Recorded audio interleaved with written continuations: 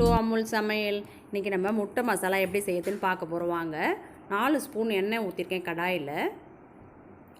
மிளகாத்தூள், மஞ்சத்தூள், உப்பு போட்டிருக்கோம். நம்ம அதில் ஒரு 2 செகண்ட் அதை மிளகாவோட வாசனை போகிற வரைக்கும் வதக்கிக்கலாம். இப்போ முட்டையை அதில் போட்டு 2 செகண்ட் வதக்க போகிறோம்.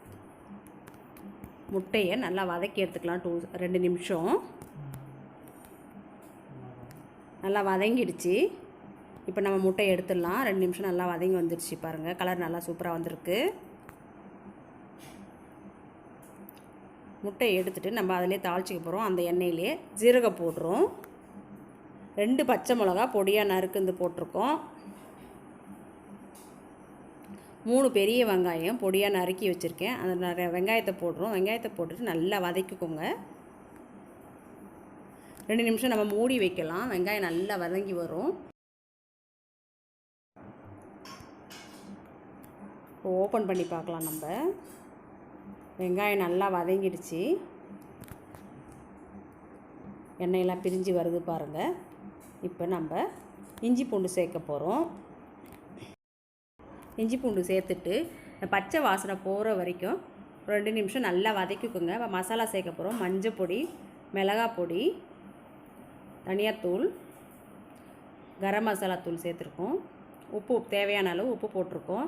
நம்ம ஏற்கனவே எண்ணெயில் போட்டிருக்கோம். ஃபஸ்ட்டு முட்டை வதக்கும் போது பார்த்துட்டு சேர்த்துக்கோங்க.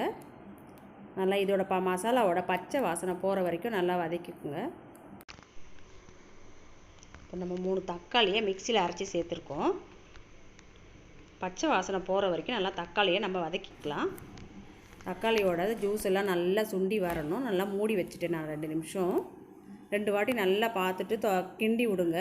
தக்காளி நல்லா வதங்கி வரும். பாருங்கள், தக்காளியோட நல்லா அந்த தண்ணியெலாம் வதங்கி சுண்டி வந்துடுச்சு. இப்போ மசாலா பார்க்கும்போது சூப்பராக இருக்குது.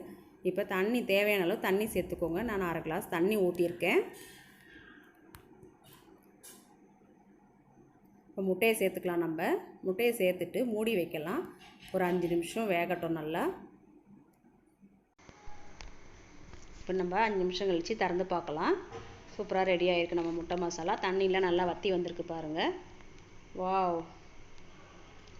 இப்போ நம்ம கஸ்தூரி மேத்தி கையில் கொஞ்சம் க்ரஷ் பண்ணி சேர்த்துக்கலாம். ஆப்ஷன் தான் இது. நீங்கள் இருந்தால் சேர்த்துக்கோங்க, இல்லைனாலும் பரவாயில்ல. கொத்தமல்லி இலை நறுக்குன்னு சேர்த்துக்கிறோம்.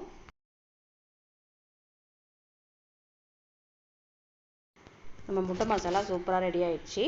நீங்களும் செஞ்சு பார்த்துட்டு எப்படி இருக்குன்னு கமெண்ட் பண்ணுங்கள். இந்த வீடியோ பிடிச்சிருந்தால் லைக் பண்ணுங்கள், ஷேர் பண்ணுங்கள், நம்ம சேனலுக்கு சப்ஸ்கிரைப் பண்ணுங்கள்.